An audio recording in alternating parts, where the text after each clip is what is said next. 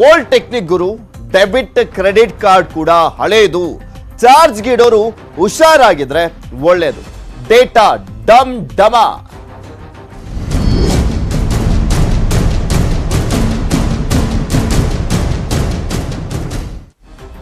ಸಿಕ್ಕ ಕಡೆ mobile charge ಮಾಡ್ತೀರಾ, ಸಿಕ್ಕ ಕಡೆ ವೈಫೈ ಕನೆಕ್ಟ್ ಮಾಡ್ಕೊಳ್ತಾ ಇದ್ದೀರಾ, ಫ್ರೀಯಾಗಿ ಸಿಕ್ಬಿಡುತ್ತೆ ಅಂತ.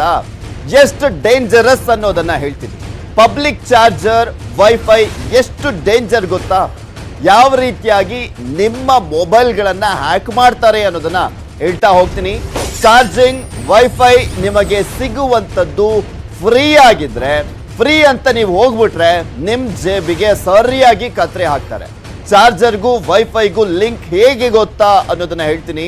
ಈ ಸ್ಟೋರಿ ನಿಜಕ್ಕೂ ಎಲ್ಲರನ್ನೂ ಕೂಡ ಬೆಚ್ಚಿ ಬೀಳಿಸುತ್ತೆ. ಯಾಕೆಂದ್ರೆ ಆಲ್ಮೋಸ್ಟ್ ಎಲ್ಲ ಕಡೆ ಫ್ರೀಯಾಗಿ ವೈಫೈ ಸಿಕ್ಬಿಡುತ್ತೆ ಅಂದ್ರೆ ಎಲ್ಲರೂ ಆ ವೈಫೈನ ಆನ್ ಮಾಡ್ಕೊಳ್ತಾರೆ. ಸಾಕಷ್ಟು ಜನ ಅಲ್ಲಿ ಫ್ರೀಯಾಗಿ ವೈಫೈಯನ್ನ ಡೇಟಾವನ್ನ ಯೂಸ್ ಮಾಡ್ಕೊಳ್ಳೋದಕ್ಕೆ ಹೋಗ್ತಾರೆ.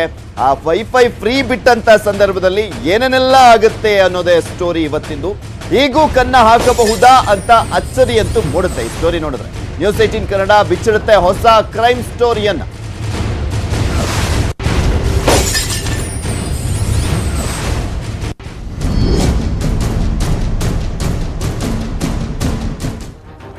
ಎಸ್, ಸಾರ್ವಜನಿಕ ಸ್ಥಳದಲ್ಲಿ ಚಾರ್ಜ್ ಮಾಡೋ ಮುನ್ನ ಎಚ್ಚರದಿಂದ ಇರಿ. ಪಬ್ಲಿಕ್ ಚಾರ್ಜರ್, ಫ್ರೀ ವೈಫೈ ಕೂಡ ಭಾರಿ ಡೇಂಜರ್ ಅನ್ನುವಂಥದ್ದು ಈಗ ಗೊತ್ತಾಗ್ತಾ ಇದೆ. ಸಾರ್ವಜನಿಕ ಸ್ಥಳಗಳಲ್ಲಿ ಮೊಬೈಲ್ ಚಾರ್ಜ್ ಹೋಗ್ತಾ ಇದೆ ಅನ್ನುವಂಥ ಒಂದು ಕಾರಣಕ್ಕೋಸ್ಕರ, ಅಥವಾ ಇಲ್ಲ ಬೇಕೇ ಬೇಕು ಇನ್ನೂ ಜಾಸ್ತಿ, ಅರ್ಧ ಚಾರ್ಜರ್ ಇದ್ರೂ ಕೂಡ ಇನ್ನೂ ಜಾಸ್ತಿ ಬೇಕು ಅನ್ನುವ ಕಾರಣಕ್ಕೋಸ್ಕರ ಸಾಕಷ್ಟು ಜನ ಚಾರ್ಜಿಗೆ ಹಾಕೊಳ್ಳೋದಕ್ಕೂ ಹೋಗ್ತಾರೆ. ಫ್ರೀ ವೈಫೈ ಸಿಗ್ತಾ ಇದೆ ಅನ್ನುವ ಕಾರಣಕ್ಕೋಸ್ಕರನೂ ಕೂಡ ವೈಫೈಯನ್ನ ಯೂಸ್ ಮಾಡ್ಲಿಕ್ಕೆ ಹೋಗ್ತಾರೆ.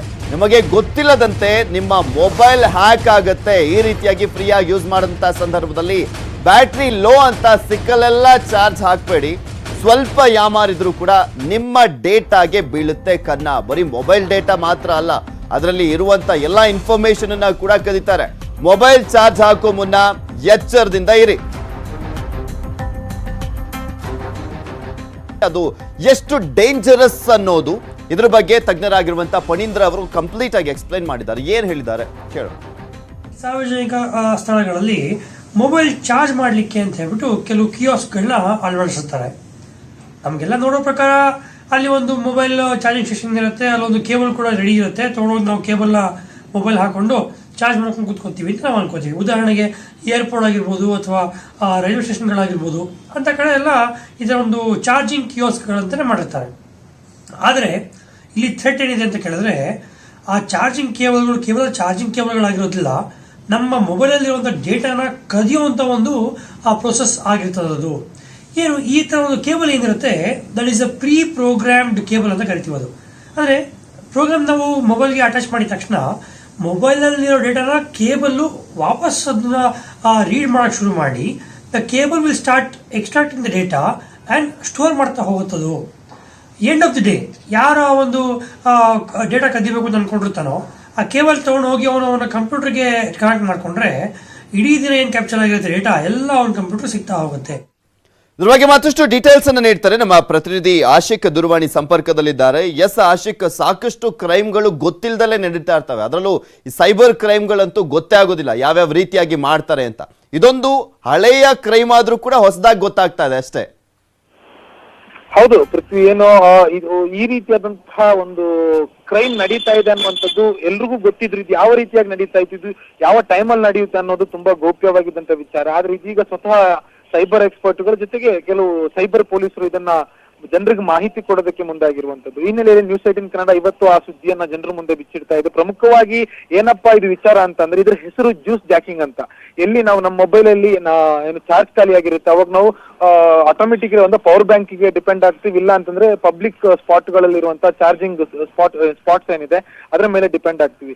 ಆದ್ರೆ ಪಬ್ಲಿಕ್ ಆಗಿ ಸಾರ್ವಜನಿಕವಾಗಿ ಚಾರ್ಜ್ ಮಾಡೋದಕ್ಕಿರುವಂತಹ ಜಾಗದಲ್ಲಿ ಇನ್ಮುಂದೆ ಚಾರ್ಜ್ ಮಾಡುವಾಗ ತುಂಬಾ ಎಚ್ಚರಿಕೆಯಿಂದ ಇರಬೇಕು. ಯಾಕೆ ಅಂತಂದ್ರೆ ಇದು ಡಿಜಿಟಲ್ ಇಂಡಿಯಾ ಅನ್ನುವಂತ ಒಂದು ಕಾನ್ಸೆಪ್ಟ್ ಅನ್ನ ಇವಾಗ ಒಂದು ಇರಾದೆಲ್ಲ ಒಂದು ಕಾಲಘಟ್ಟದಲ್ಲಿ ನಾವು ಬದುಕ್ತಾ ಇದ್ದೇವೆ. ಎಲ್ಲವೂ ಕೂಡ ಇದೀಗ ಮೊಬೈಲ್ ಮೇಲೆ ಮೊಬೈಲ್ ನಲ್ಲಿಯೇ ನಡೆಯುವಂಥದ್ದು. ಅದು ನಮ್ಮ ಆನ್ಲೈನ್ ಬ್ಯಾಂಕಿಂಗ್ ಸರ್ವಿಸ್ ಆಗಿರ್ಬೋದು ಅಥವಾ ನಮ್ಮ ಬೇರೆ ಬೇರೆ ವೈಯಕ್ತಿಕ ಪರ್ಸನಲ್ ಡೇಟಾಗಳಾಗಿರ್ಬೋದು ಅಥವಾ ಯಾವುದೇ ರೀತಿಯಾದಂತಹ ವಿಚಾರಗಳಾಗಿದ್ರು ಕೂಡ ಈಗ ಏನಿದ್ರು ಕೂಡ ಮೊಬೈಲ್ ಮೇಲೆ ಡಿಪೆಂಡ್ ಆಗಿರುವಂತದ್ದು.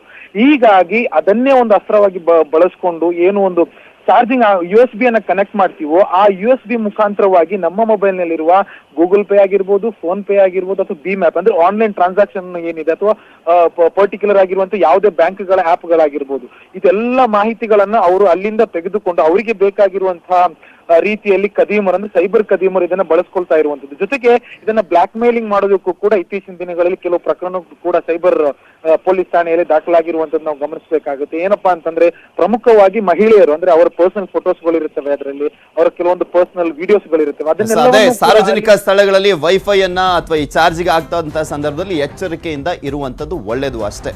ಇಲ್ಲ ಅಂದ್ರೆ ಮಿಸ್ಯೂಸ್ ಆಗೋದು ಯಾವ